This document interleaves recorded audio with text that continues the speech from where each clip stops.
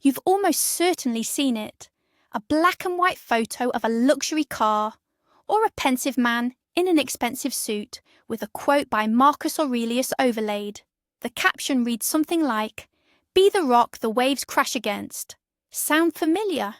That right there is pseudo-stoicism at its finest. Today, we're going to break down what's wrong with these modern-day wise men of Instagram, and I promise you'll discover the core idea of true stoicism. They not only ignore but completely turn on its head. So, let's start at the very beginning. True stoicism is an ancient Greek philosophy founded by Zeno of Citium. It was later developed by intellectual giants like Seneca, Epictetus, and of course, Emperor Marcus Aurelius himself. The key Stoic idea is deceptively simple, yet brilliant. There are things we can control: our thoughts, our reactions, our actions, and there are things we cannot control: the weather, other people's opinions, the past. Wisdom, according to the Stoics, lies in focusing all your energy on the former and calmly accepting the latter. So the first, and perhaps most damaging idea of pseudo-stoicism is the myth that a Stoic is someone with an emotionless poker face. You're told disaster strikes. Maintain your composure. Someone insults you, shows zero reaction. This image of a Terminator in a business suit is incredibly popular on social media. It sells the idea of ironclad self-control, where any emotion is a weakness that must be eradicated and hidden. But here's the paradox. True Stoics never advocated for becoming unfeeling robots. They considered emotions, or as they called them, passions, a natural part of human nature. Think of it like a warning light on your car's dashboard. A pseudo-Stoic suggests simply ripping out that light so it stops bothering you. The problem still exists, but you're blind to it. Convenient, yes, but profoundly dangerous. A true Stoic, however, looks at that light and asks, "Okay, what are you trying to tell me? Anger, fear, sadness, these aren't enemies, they're information. Information about our judgments and perceptions of the world." Stoicism teaches not to suppress anger, but to analyze it, to ask yourself, why did I get angry? Is this event truly worth my stress?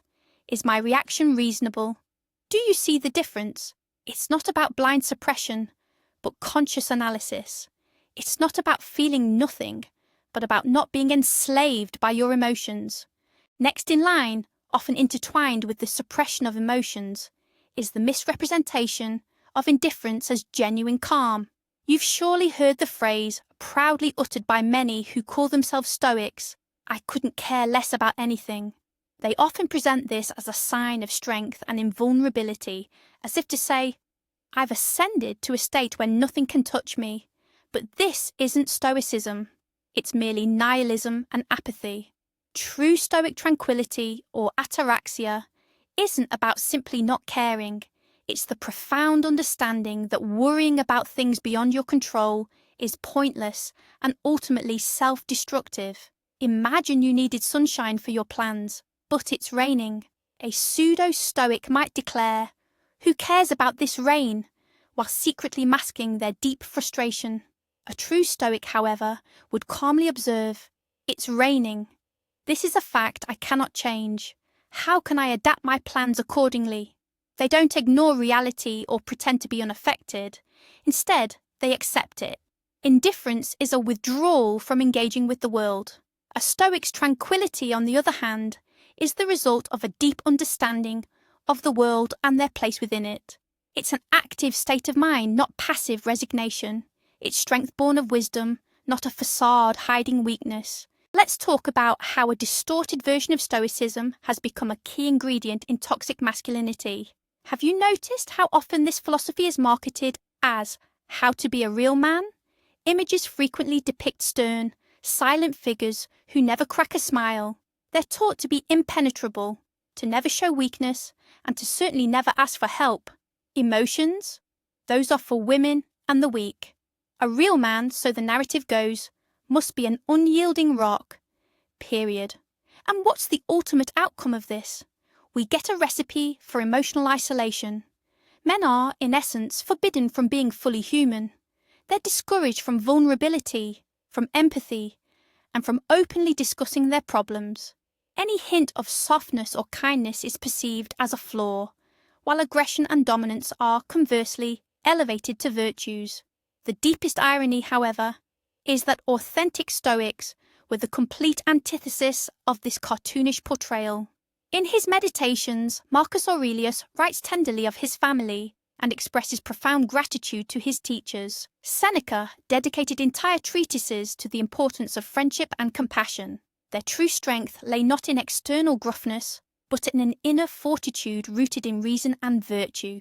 They strived for justice and wisdom, not for the superficial image of an alpha male. Modern pseudo-Stoicism has simply taken the concept of resilience, stripped away all its humanity, and left behind nothing but an empty, cold shell. Another favourite trick among online gurus is to justify their own harshness. You've surely come across it. Someone says something hurtful, and when you react, they respond with a nonchalant air, "I'm just speaking the truth." It's Stoic directness. And just like that, plain rudeness and tactlessness are suddenly elevated into some higher virtue. Such individuals genuinely believe they're not being rude, but rather acting as bearers of a tough, yet necessary truth. They see themselves as surgeons, cutting deep without any sentiment, but they forget that a true surgeon acts for the patient's well-being, not to boost their own ego or to demonstrate how skillfully they wield a scalpel.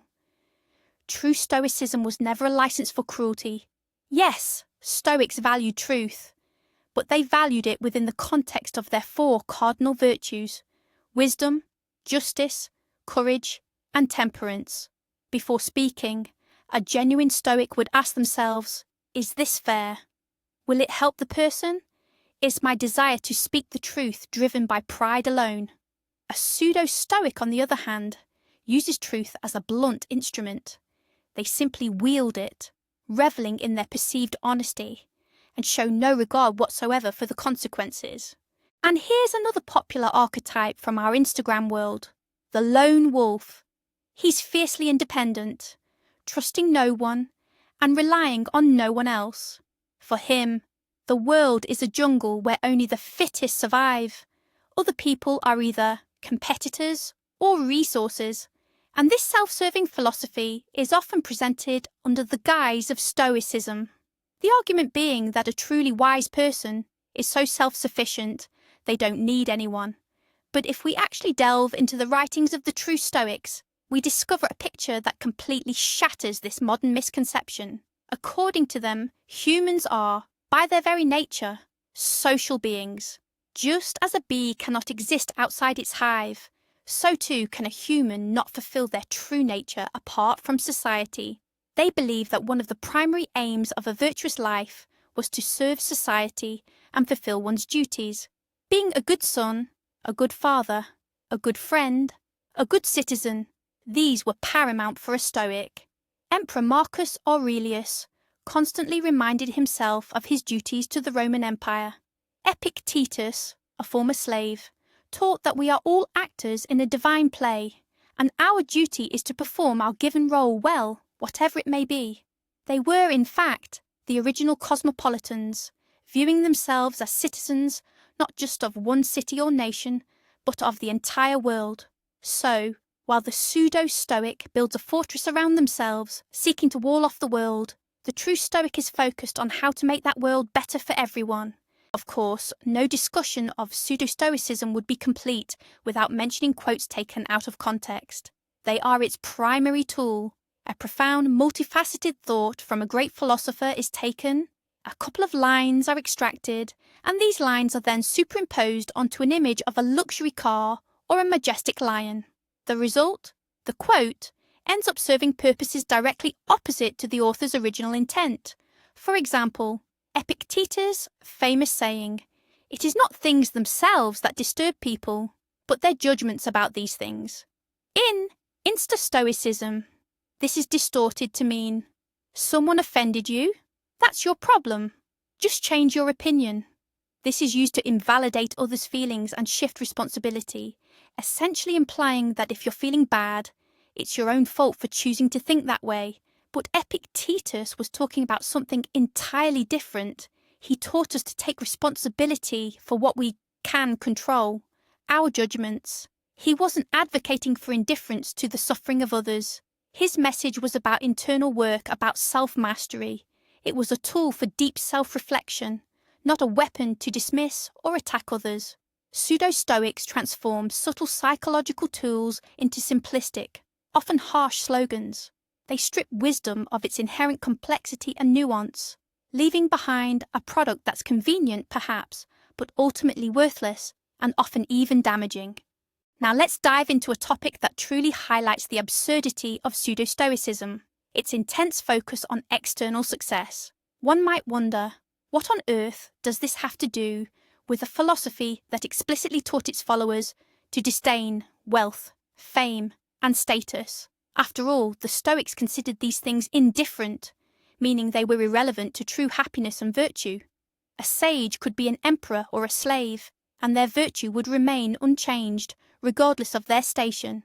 But now, take a look at the Instagram feeds of these self-proclaimed Insta-Stoics. What do you see there? Expensive watches, luxury cars, chiseled physiques, and highly successful business ventures. Suddenly, Stoicism has been twisted into a tool for achieving material wealth. It's morphed into a motivational coaching system for anyone wanting to make $1 million, sculpt the perfect body, or become an unbeatable negotiator. Quotes from Marcus Aurelius, a man who lived modestly and constantly grappled with the temptations of power, are now being weaponized to spur you into buying the latest iPhone or an expensive self-improvement workshop. This is a complete and utter inversion of true Stoic values. The Stoics taught that wealth and poverty were equally inconsequential to achieving inner harmony, but these pseudo-Stoics boldly proclaim, "Be a Stoic, and you will be rich." This isn't just a distortion, it's the entire philosophy turned completely upside down. Another incredibly popular, yet highly damaging piece of advice that often stems from this philosophy is the directive, "Just be strong." It sounds comforting and empowering, doesn't it? But in reality, it's one of the most toxic pieces of advice you can give someone who's struggling. When someone tells you just be strong, they are in essence invalidating your experiences and feelings. Imagine you've broken your leg and someone tells you, just be strong and walk it off. Absurd, isn't it? It's the exact same absurdity when it comes to emotional pain. This phrase offers no real solution. It provides no tools for coping with the problem. It simply presents an impossible task and makes you feel guilty if you can't accomplish it. This creates the false impression that any problem is just a matter of willpower, and if you feel bad, it implies you're simply not strong enough. This approach prevents people from acknowledging their vulnerability and from reaching out for help to friends, family, or professionals. True Stoicism doesn't just teach you to be strong, but to be wise. And wisdom sometimes lies in acknowledging your weaknesses and finding constructive ways to overcome them, rather than simply pretending they don't exist. It was inevitable, of course, that such a popularized and simplified version of philosophy would become a commodity. We are now witnessing the booming commercialization of wisdom. Ancient philosophy, which was once a profound way of life, a practice demanding years of dedicated study and deep reflection, has been reduced to a product on a supermarket shelf. Countless courses, workshops and books have emerged, sporting catchy titles like Become a Stoic in 21 Days or Stoic Secrets for Business Success. They offer you wisdom, both wholesale and retail. For a specific sum, you're promised a Stoic mindset, unshakable serenity, and masterful self-discipline. Philosophy has become fast food. It's quick, convenient, beautifully packaged, but utterly devoid of substance. This isn't a path to virtue, it's just another gadget in the endless pursuit of superficial success. The real issue is that Stoicism is not a collection of life hacks you can master in 3 webinars. It is a comprehensive system encompassing ethics, logic, and even physics. It demands daily, painstaking work on yourself, your judgments, and your reactions. It is a lifelong process. Yet, commercial pseudo-Stoicism sells the illusion of instant gratification, promising you can simply buy a ticket to the realm of wisdom rather than earning it through a dedicated, step-by-step journey. What follows is a subtle, yet critically important, conceptual error, the confusion between acceptance and fatalism. The Stoics taught, accept what you cannot change. This is one of the pillars of their philosophy. But pseudo-Stoics often misinterpret this, hearing it as, do nothing, for everything is already predetermined. As a result, a philosophy of action transforms into a philosophy of passivity. When faced with difficulties, individuals might simply give up, saying, that's destiny. I stoically accept this. Fired from a job. Destiny. Bad relationships. Destiny. They forget that Stoicism divides the world into two parts, what we control and what we don't. Fate is indeed what we cannot control. However, our reactions, our actions, our efforts, these are entirely within our power. A true Stoic, upon losing a job, would say, I cannot change the fact of being fired. That is beyond my control, but I can control how I react to it. I can start looking for a new job. I can acquire new skills. I can analyze my mistakes.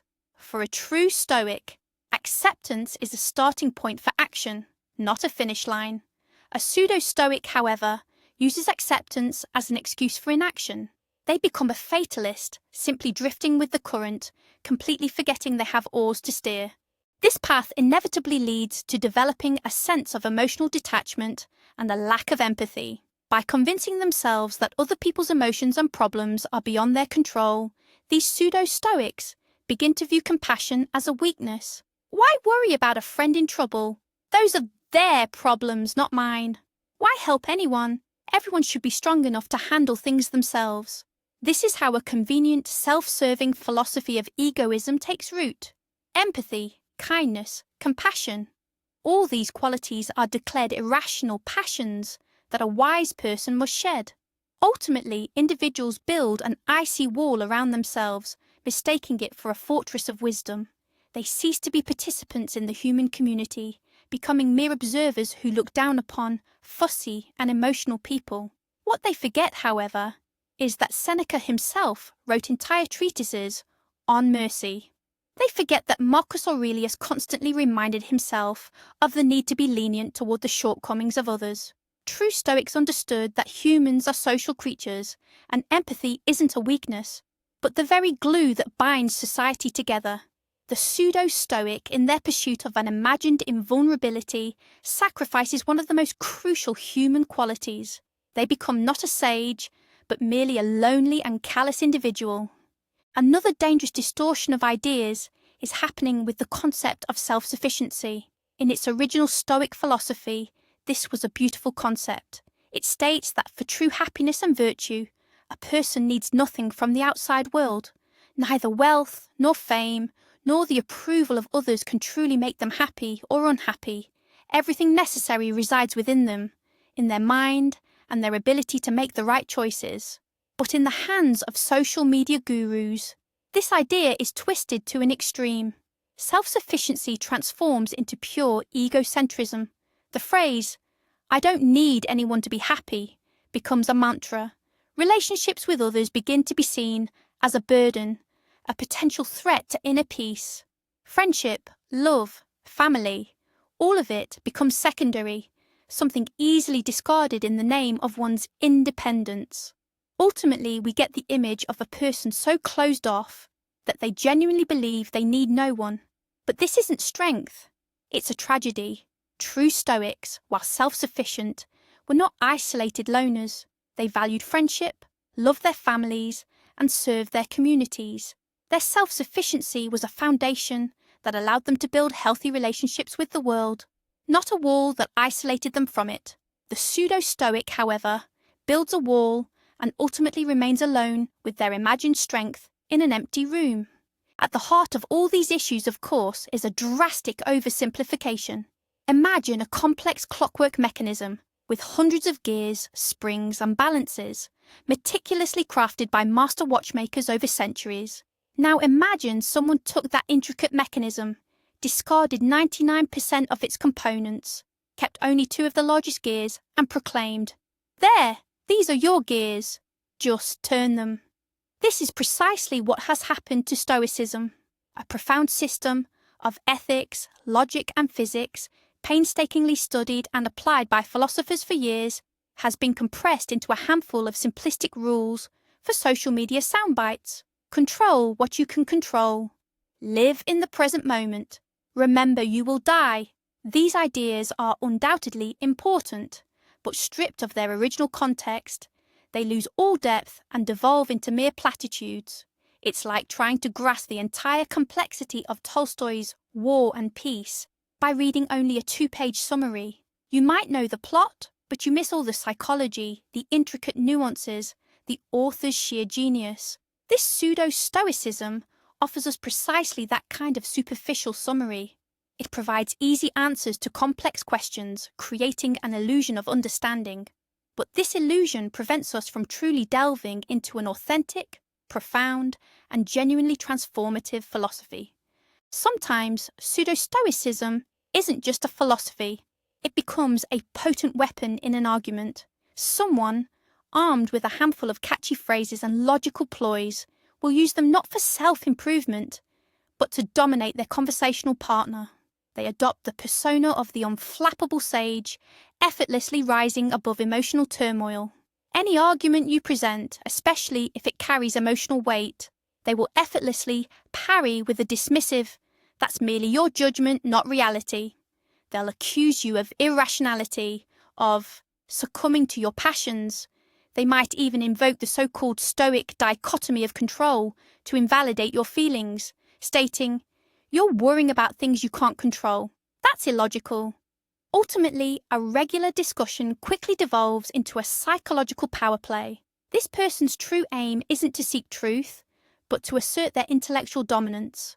They wield philosophy as a shield to conceal their own insecurities, and as a sword to make their opponent feel foolish and emotionally unstable. This utterly betrays the true spirit of Stoicism, which viewed dialogue and logic as tools for collaborative truth-seeking, not as a means to belittle another person or assert oneself at their expense. Another fundamental mistake is the illusion of total control over one's life. Pseudo-Stoics become so fixated on the first part of the famous principle, control what you can control, that they almost completely neglect the second, equally vital part, and accept what you cannot control. In their world, almost everything is within one's grasp, provided you are sufficiently optimized or developed. They cultivate the image of a superhuman, someone who can shape their entire reality through sheer force of will and thought. Illness, setbacks, economic crises, even death, all these are framed as mere challenges that a strong-willed Stoic is expected to conquer. And if something doesn't work out for them, it's simply blamed on a lack of effort or insufficient discipline. This approach inevitably breeds an immense sense of guilt and anxiety. Individuals begin to believe they are responsible for absolutely everything that unfolds in their lives. But this simply isn't true. Life is full of randomness, chaos, and countless things entirely beyond our control. The wisdom of a true Stoic isn't about trying to control the uncontrollable, but about finding the strength and dignity to accept it. Acknowledging our limitations is not a weakness. It's the highest form of realism and humility, a truth that pseudo-Stoicism utterly disregards. One of the most crucial principles of Stoicism, largely absent from its popular modern interpretation, is the call to live in accordance with nature. Upon hearing this, many today might envision forest walks or a life far removed from urban centres. But the Stoics imbued this concept with a far deeper, more profound meaning. To them, nature first signified the rational and ordered cosmos. Living in accordance with it meant understanding the universe's laws and our place within them. Secondly, and critically, they referred to human nature. And what is our nature? We are fundamentally rational and social beings. Consequently, living in accordance with nature truly meant employing our reason to cultivate virtue and living in harmony with others, thereby fulfilling our social duties. This crucial aspect is entirely overlooked by pseudo-Stoicism. Its focus has shifted instead to individual success, the construction of a personal fortress, and isolation. It forgets that for a true Stoic, being human means being an integral part of humanity. Virtue cannot be selfish. It manifests in our interactions with others through justice, kindness, and honesty. By ignoring this fundamental principle, pseudo-Stoicism strips the philosophy of its very essence, leaving behind only a skeletal framework of self-control techniques. Another bastion fiercely defended by Insta-Stoics is the rejection of vulnerability. In their worldview, vulnerability is synonymous with weakness. Admitting a mistake, asking for help, showing true feelings, all are deemed displays unworthy of a true sage. A Stoic must be like an impenetrable fortress, always strong, always confident, always right. However, if we delve into the personal journals of genuine Stoics, we discover a starkly different reality. Marcus Aurelius, in his Meditations, constantly examines his flaws. He struggles with doubt, he grapples with his weaknesses. Seneca, in his Moral Letters to Lucilius, discusses the fear of death, the bitterness of loss, and his own personal failings. He doesn't try to portray himself as superhuman. On the contrary, he openly acknowledges his human frailty. This, then, is where true strength lies. Strength isn't about feigning invincibility. It's about acknowledging your weaknesses and striving to overcome them. It's about having the courage to be honest with yourself and with others. Pseudo-Stoicism tempts us to wear a mask of unwavering strength. Authentic Stoicism, however, teaches us the courage to shed that mask, to embrace who we truly are, imperfect, vulnerable, yet relentlessly striving for self-improvement. This brings us to a crucial distinction. For the Insta-philosopher, Stoicism is a noun. It's a label to wear, a badge to claim. I am a Stoic. It's an image, a facade, a beautiful mask to don for a social media photo. He snaps a picture with a profound book, posts a quote, and considers his Stoicism done for the day. But for the true philosopher, Stoicism is a verb. It's a constant moment-to-moment practice. You can't simply be a Stoic. You can only practice Stoicism. It's the difference between someone who buys expensive gym gear for selfies and a real athlete who trains every day, come rain or shine. True practice involves morning reflections on the day ahead. It's an evening analysis of your actions. Where did I act unwisely? Where did I give in to anger? Where could I have shown more empathy? It's constant self-observation, monitoring your thoughts in traffic, in line, or during a heated discussion with your boss. This is difficult, often uncomfortable, inner work that no one else sees. Pseudo-Stoicism is a beautiful storefront display. True Stoicism is the diligent work happening in the workshop behind it. This brings us to the very heart of philosophy, to a concept that modern pseudo-Stoics have warped beyond all recognition: virtue. Ask any influencer or Insta-Guru what virtue means, and they'll probably paint a picture of being tough, unyielding, successful, and emotionally impenetrable. For them, virtue is a collection of external attributes of power and dominance. However, for true Stoics, virtue is the sole genuine good, and it's comprised of 4 distinct qualities. First, there's wisdom, the ability to discern what is truly good, what is bad, and what is indifferent. Second, justice, fairness, kindness, and fulfilling our duties towards others. Third, courage, the capacity to act rightly in the face of danger, pain, or fear, guided by reason, not recklessness. And fourth, temperance, self-control, the ability to desire and do things in proper measure, avoiding extremes. Do you see the profound difference? Pseudo-Stoicism teaches you how to build a strong ego. True Stoicism teaches you how to cultivate a good character. It's not about simply being tough or cool. It's about being a good human being, wise, just, courageous, and temperate. And that changes everything. And finally, we arrive at the main, fundamental error from which all others stem. Pseudo-Stoicism is a philosophy of isolation. Every concept we've examined, from the suppression of emotions to outright egocentrism, serves the same singular purpose: to build a wall between the individual and the world, to forge an unassailable stronghold, a place to hide from life's storms, from other people, and even from one's own feelings. This pervasive image of the solitary warrior, pitted against a hostile world, is the defining leitmotif of Stoicism. It teaches us to detach, to disengage, to retreat into ourselves. It declares, "You are an island," and therein lies its greatest and most tragic deception, because true Stoic philosophy taught the exact opposite, and what they placed at the very heart of their teachings, modern sages don't merely ignore, they actively fear it. But here's the most crucial and surprising point, one that completely shatters the entire concept of Instagram Stoicism. These self-proclaimed Stoics build their philosophy on ideas of detachment, selfishness, and the image of a lone warrior standing against the world.